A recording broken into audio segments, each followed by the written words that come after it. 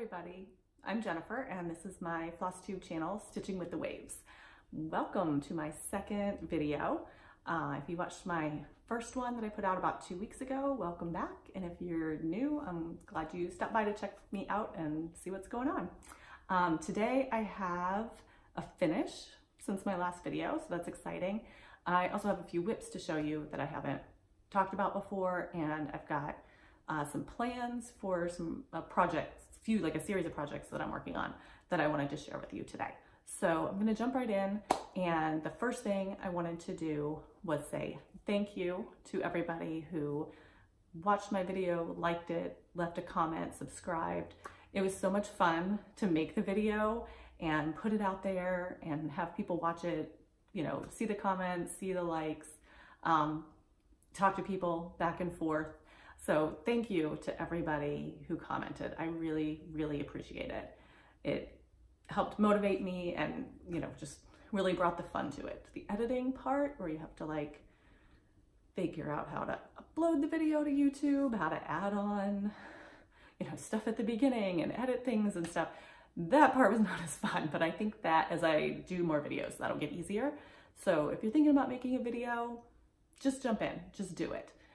It is a lot of fun and I really enjoyed the first one, so I am back here with my second one. I am going to also, I think, try to start off each video with a shout out to a couple of Flosstubers that I watch. I have a ton of Flosstubers I watch, a whole lot. So I am not putting these in any order. Just because I talk about you or give you a shout out today does not mean like these are my favorites and I don't like the other ones as much or anything like that. I just picked some for a particular theme, and I'm just gonna try and do that and just pick a few Flosstubers each time that I watch and I really enjoy and let you know about them in case you aren't aware of them. Maybe you'll check them out. So the two that I picked this time to share with you, it's not May anymore, but we're still kind of close. May was Mental Health Awareness Month.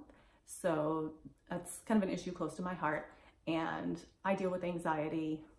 Stitching really helps me a lot to deal with it and to help de-stress and just relax. And so these two Flosstubers both have not necessarily shared their whole story. One of them has, one of them hasn't, but they're open about their mental health or their anxiety or depression issues. And I think that's so important. One of my daughters deals with anxiety as well.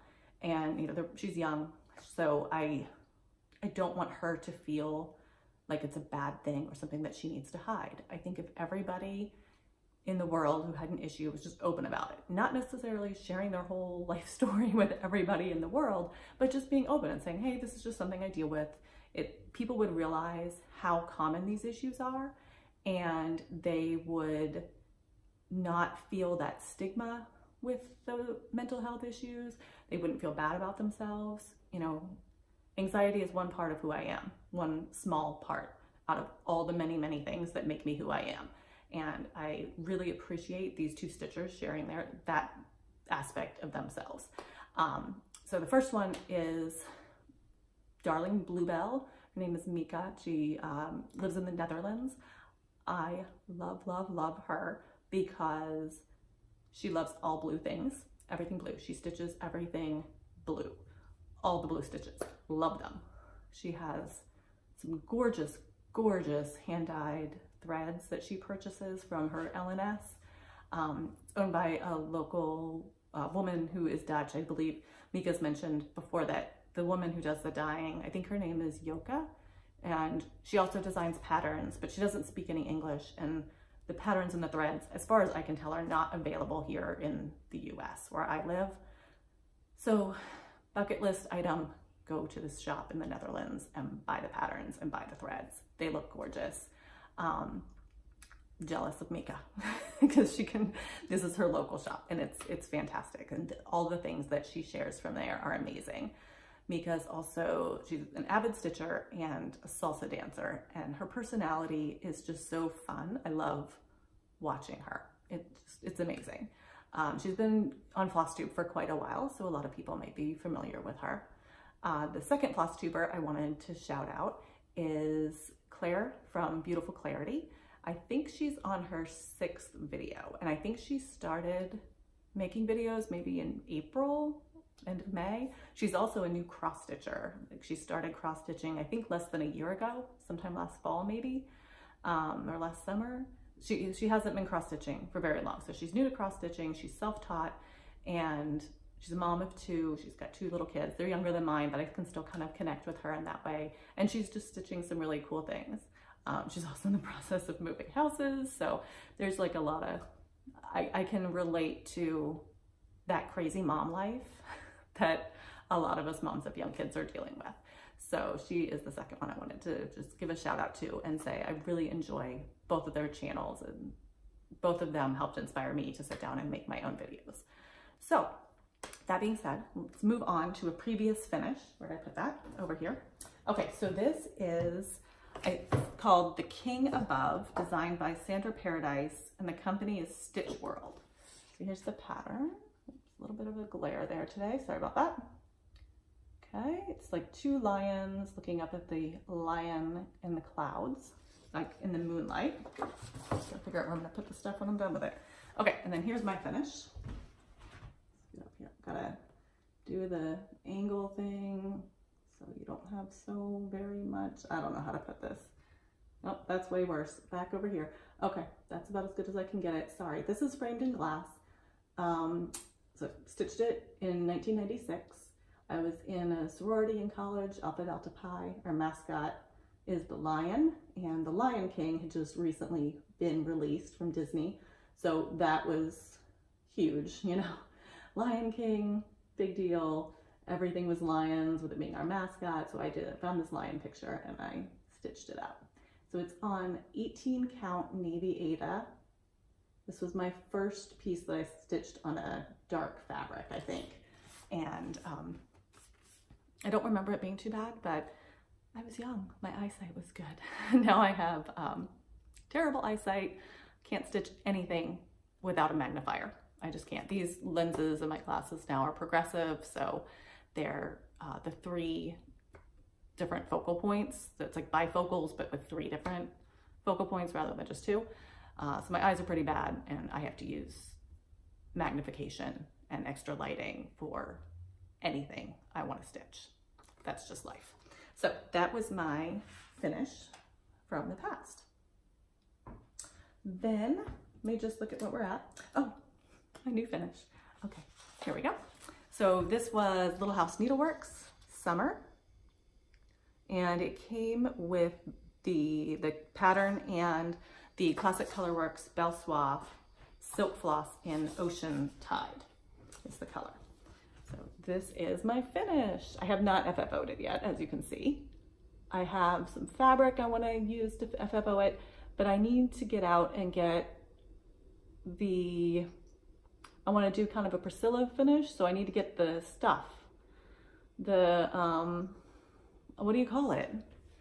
The embellishments. I need to get ribbon and some pick things and some, I don't have stuff. I have not finished Priscilla style before. This will be my first, so I need to go to Hobby Lobby and Michael's and Joann's and find, you know, things to finish. But I really love this. I did stitch this on 32 count Platinum Lugana, 1/1. So I wanted it to be really tiny. I have the frame I want to put it on, but I don't want to just put it in a frame behind glass. I want to like do a Priscilla thing and stick it on. It's like a pedestal. So hopefully next video I will have figured out my first Priscilla-fied finish and I can show that to you. Next one is my mystery Sal. So I don't have a picture to show you. Last time I showed this, I think I needed to stitch part 8 and then part 9 was about to be released. So I'm almost caught up, not quite. I have a few stitches left to go to be totally caught up. So I am doing, this is Quaker in France from Tempting Tangles Designs. And I am doing a conversion to all shades of blue colors.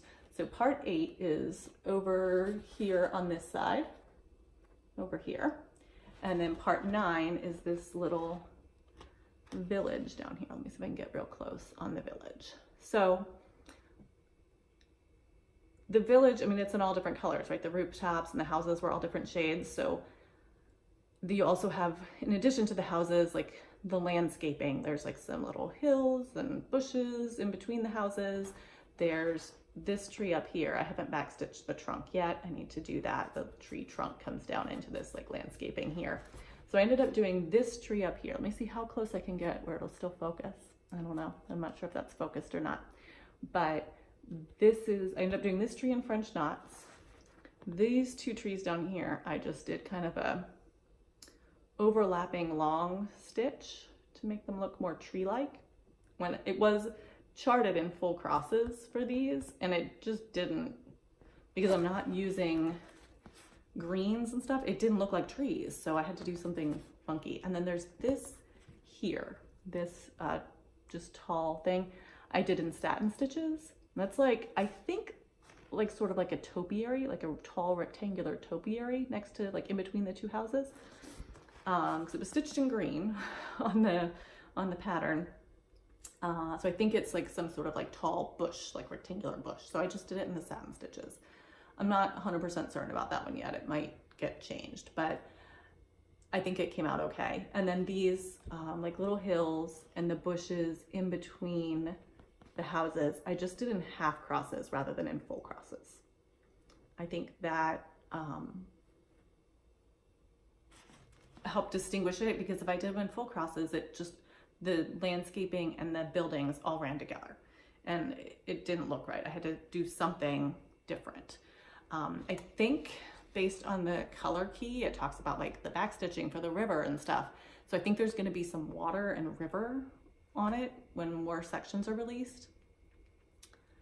I might do the water in beads instead of floss, instead of DMC floss.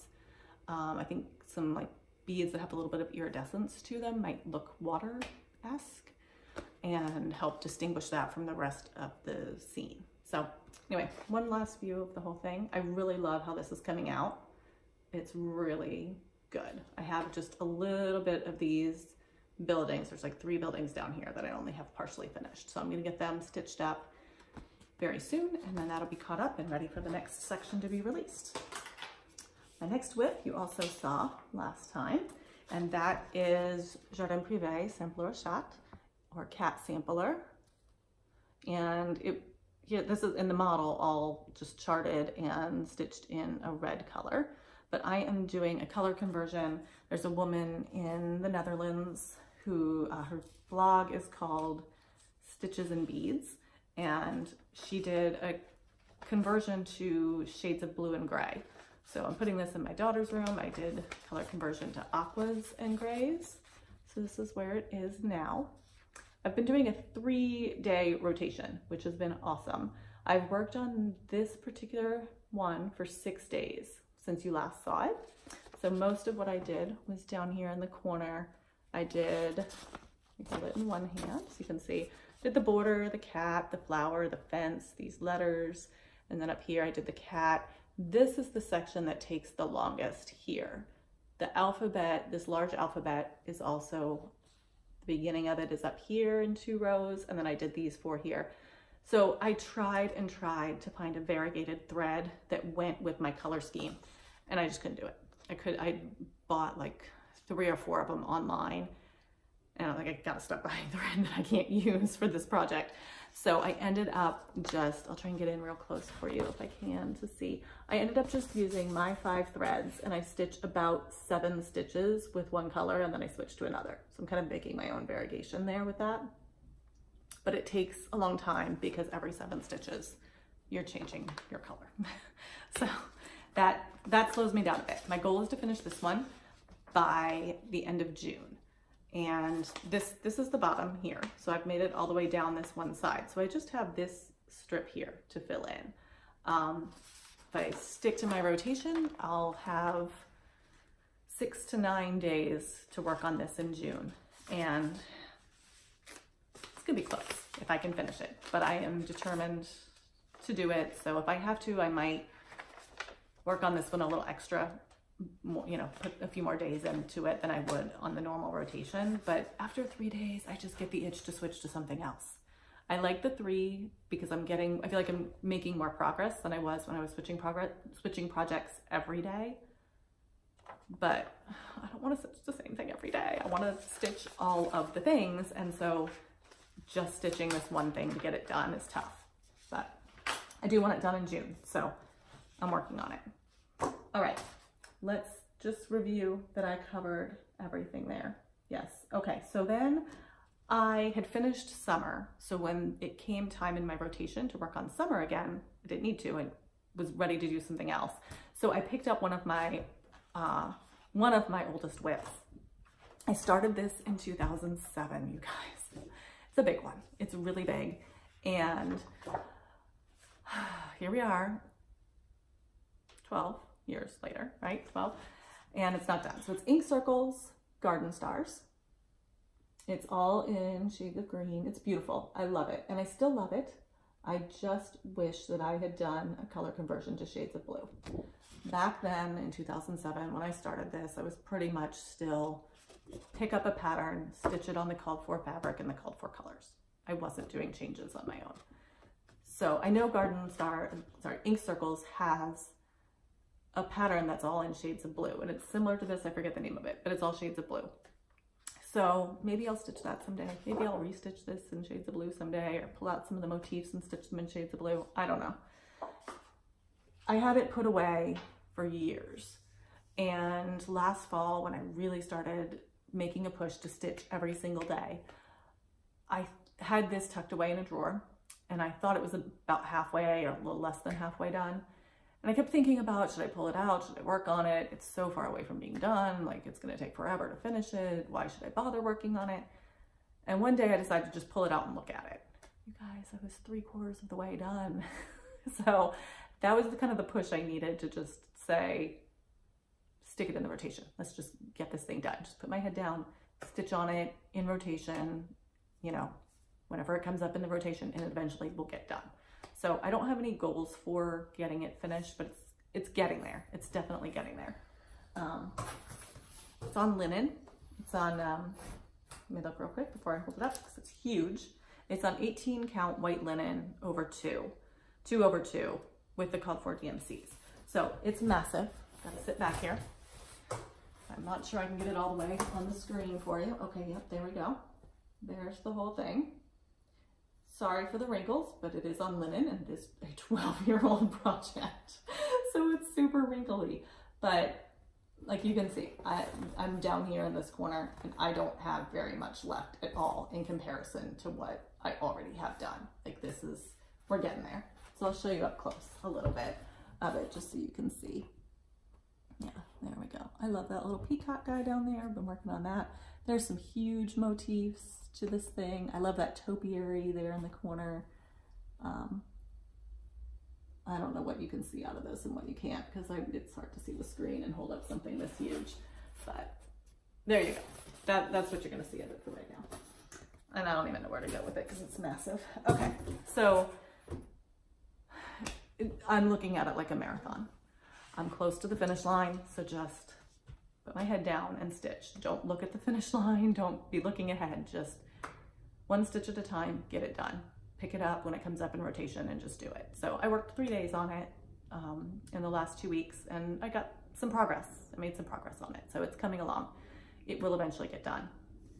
I don't know when. Might be another few years. Okay, so now I want to talk about a series of 3 related projects that are in various stages of stitching, and some of it's still just in my mind. So as I have been browsing Pinterest and Instagram the past year, I started to see these printer trays or letter boxes or type cases that people have filled with cross stitch. So I'm going to show you what one is. I found this one is one I purchased on eBay. I know people have found them in antique shops and thrift shops and stuff, but I could not. I searched for a while and couldn't find one. It's huge. So let me scoot back again. And it's heavy, so I'm not going to hold it up for a real long time. So, okay, there we go. It's pretty much all up there. It's got all these little cubby holes. It was originally a drawer, so you can see up top there is a handle, old rusty crusty handle.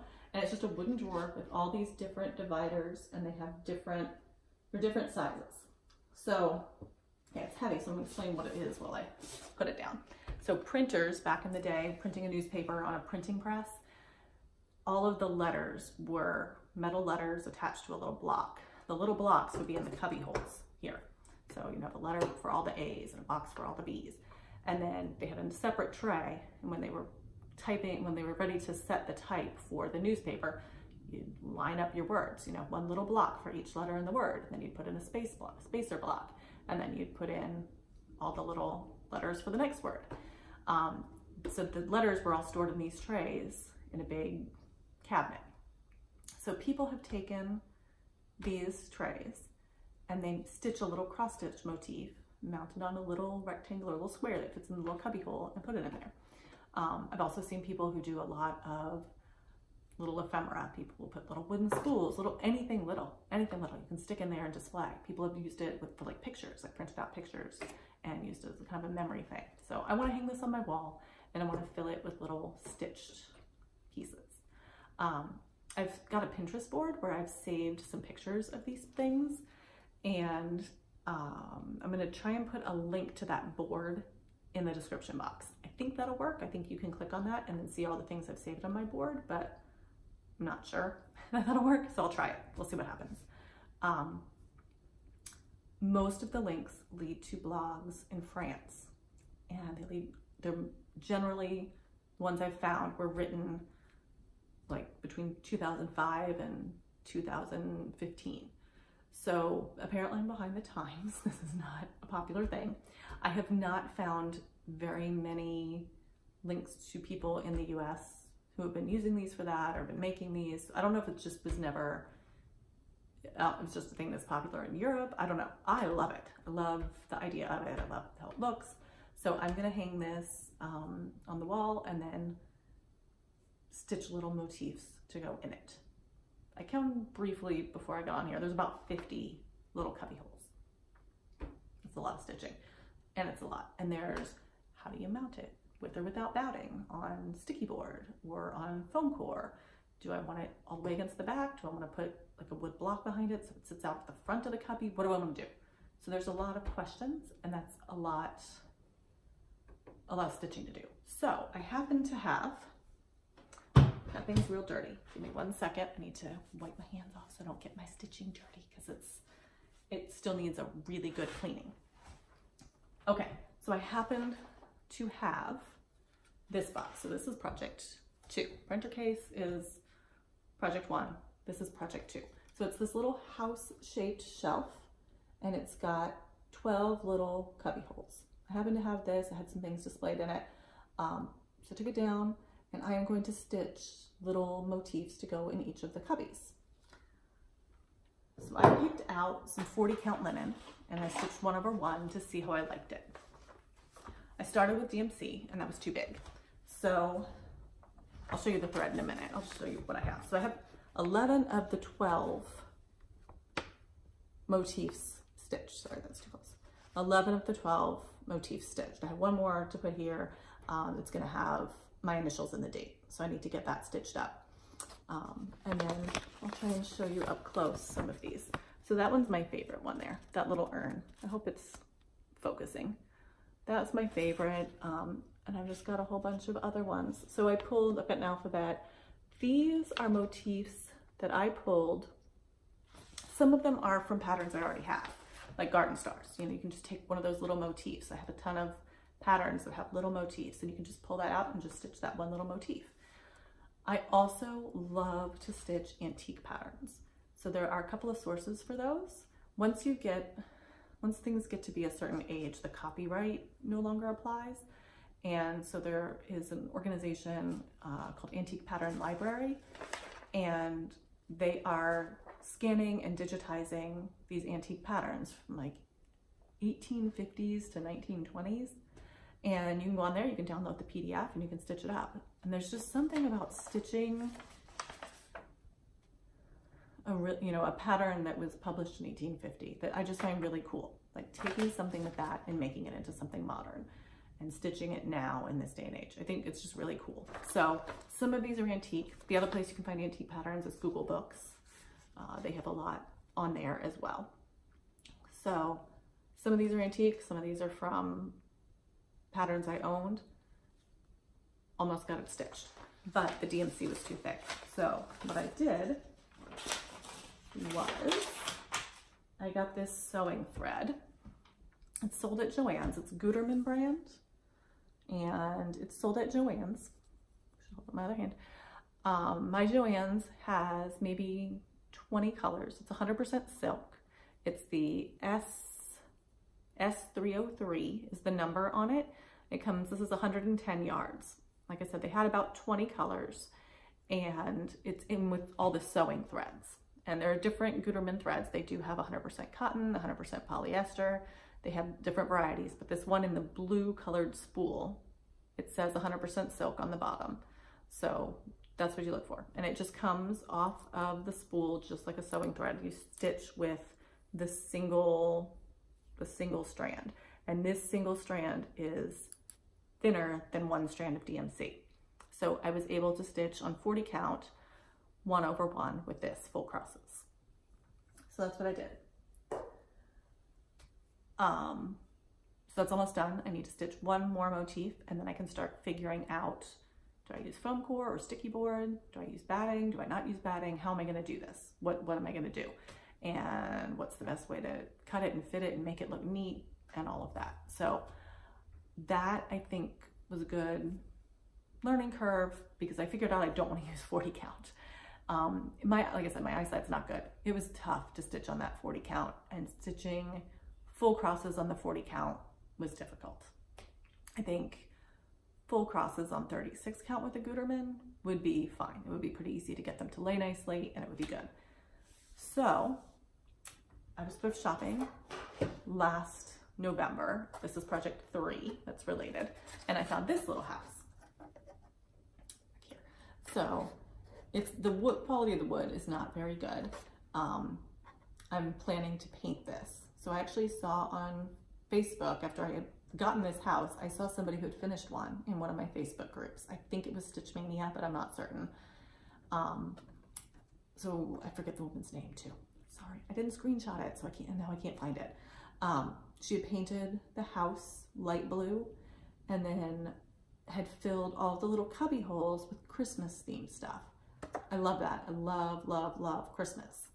So this I got at a thrift store, still got the tag, so $4 at the thrift store. It's got a little hanger on the back, you can hang it. So I'm gonna paint this up, probably a pale gray or maybe a pale blue. And then this was the perfect opportunity to stitch some motifs from one of my favorite Christmas books. So this is The Magic of Christmas to Cross Stitch by Veronique Gangenger. She's French, she's a French designer. And a lot of people love this one. It's a little Christmas tree with a bunch of sweets. I am not planning to stitch that one. That's not my favorite. What I love are the ones with the people. So give me 1 second and I will find one of the ones that I love. Sorry, I should have bookmarked these. Okay, here we go. These little kids carrying home the Christmas tree. Love that. I love the colors, the nostalgicness of it. So, so sweet. Love that. So I'm gonna pull out some of these little motifs.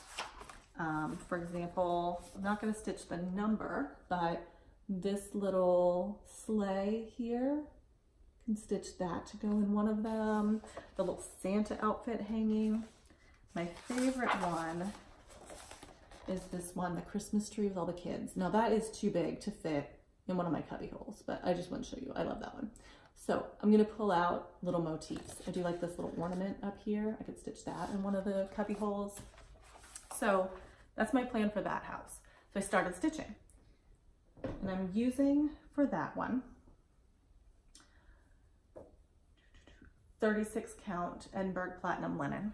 And I tried a few things. I tried full crosses 1/1 with DMC. And that is this one, this little girl here, holding a little mini tree. I feel like she's not focused. There, I feel like she's focused there. Okay, so I stitched her there, but it was difficult, really difficult. And I feel like the stitches look really messy, which is probably not gonna come across on the camera.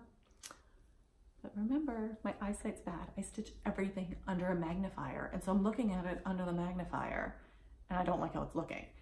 And I totally get no one in real life is gonna look at this under a magnifier. No one's even gonna look at it, you know, like this close. They're gonna be a few feet away from it and it's gonna look great. But it bothers me and I don't like it and I don't enjoy stitching it. I tried again. I had tried DMC. This is 2 strands of DMC, but just half crosses. So 10 stitch half crosses. If I get closer, I feel like it doesn't focus, so I'll have to stay back here. And again, it's too messy and I don't like it. The half crosses with just 1 strand, it didn't cover well enough, and 2 strands are too bulky. I haven't done any of the back stitching on these yet because why put the effort into back stitching if I'm not sure if I'm going to use it. I might still back stitch these and use them as like a little ornament or something, but I don't think this is what's going to end up in my box. Remember, I've got, what do I have in that one? I think there's 15 places in the Christmas house, and then there's 50 to stitch for that big printer tray. So I've got to find something that works. So one option, that Gutermann thread is thinner. I could try to get the color conversions going for this. So my Joann's only has like 20 colors, all of which I own. I bought them all on like Cyber Monday when they were on sale for 60 cents a piece. Bought them all, got all those. I don't have some of the right shades. I can get a lot more shades online, but it's really hard to tell what color is what online and what would be the right thing. And I'm just feel like I could spend a ton of money buying a lot of shades of Gutermann thread and then they won't be the right thing and I still won't have thread I can use for this project.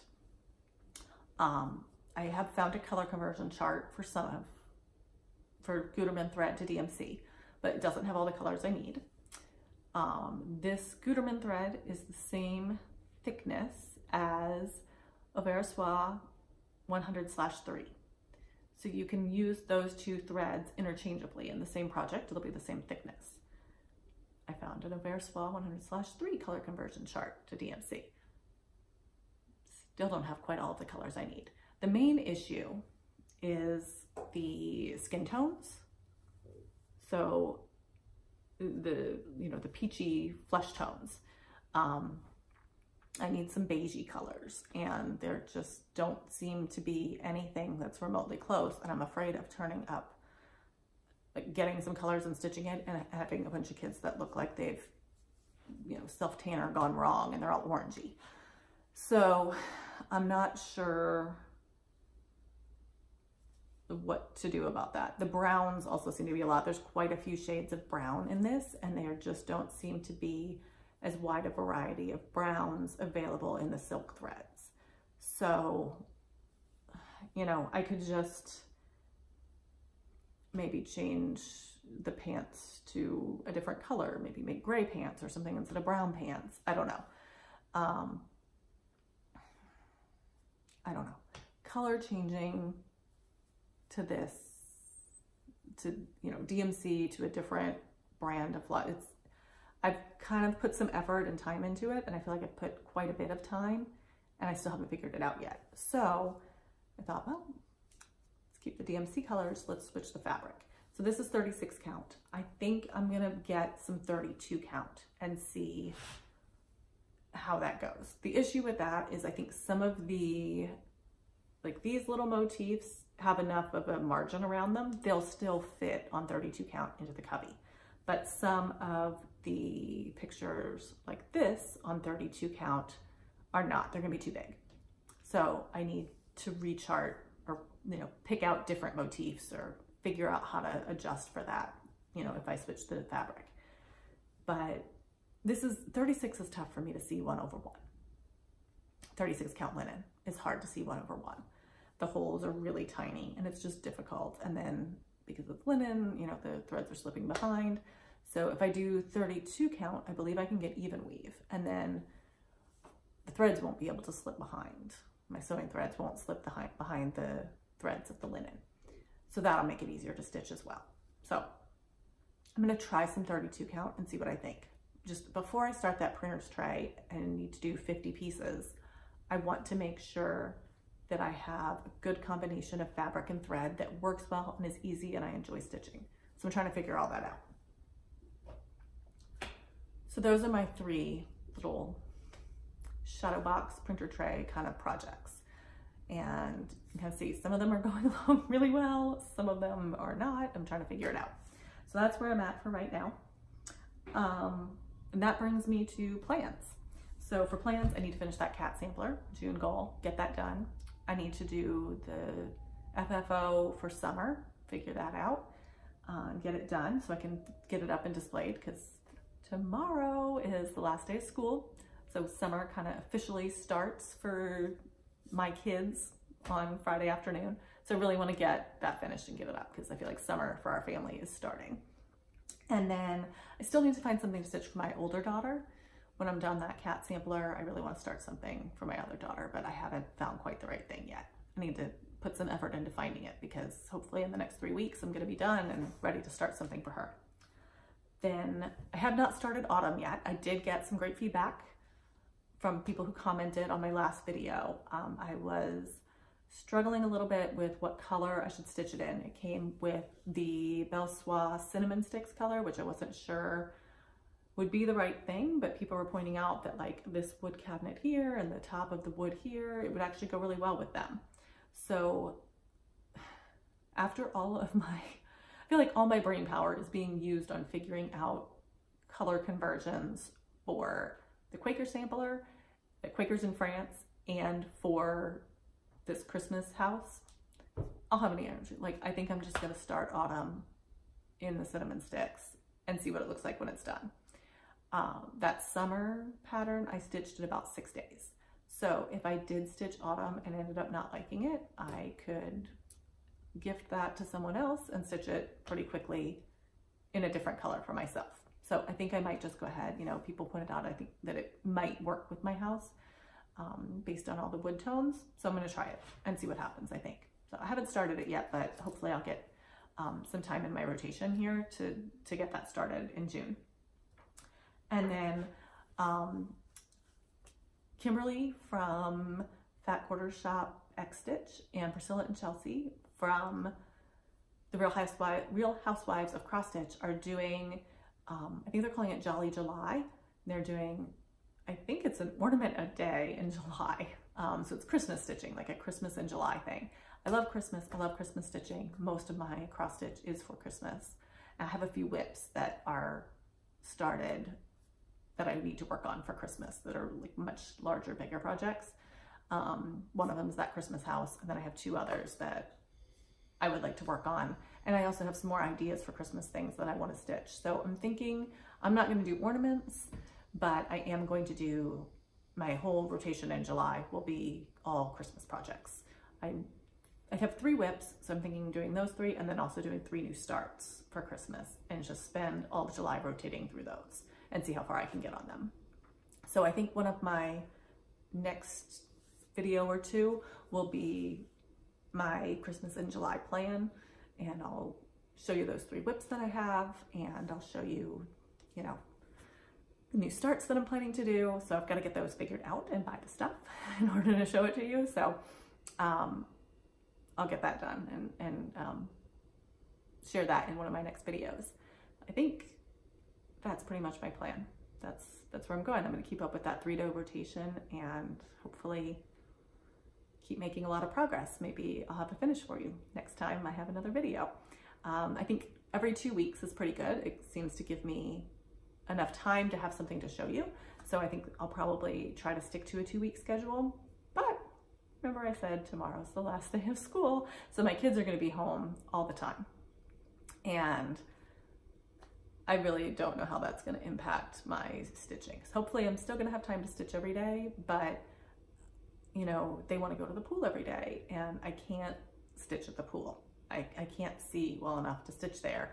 And I have to have the magnifier. I do have a portable magnifier I could take, but I'm scared to do that because I remember Pam in one of her, I think it was a pretty early on video of hers. She mentioned, this is Pam from Just Keep Stitching. She was talking about, she was in her house, which has a lot of natural light coming in, stitching with her magnifier, and all of a sudden she noticed a little curl of smoke coming up from her stitching or from the fabric, and the sunlight coming into the house through the magnifier had focused the sunbeam and burnt a hole in her project. So I'm scared to stitch outdoors at the pool with a magnifier because I think I would probably end up catching my project on fire. So that's out. So stitching outdoors is not going to be an option for me. So good news is I can catch up on all my reading because I love to sit by the pool and read while the kids are swimming. And just hang out, you know, they're laying there eating their snacks and I just read. It's great. So that's kind of our summer plan, I guess. Much stitching as I can, but also have fun and do a lot of great outdoor stuff. So I hope you enjoyed the video today. I will be back in a couple of weeks to share more with you. Thanks for stopping by.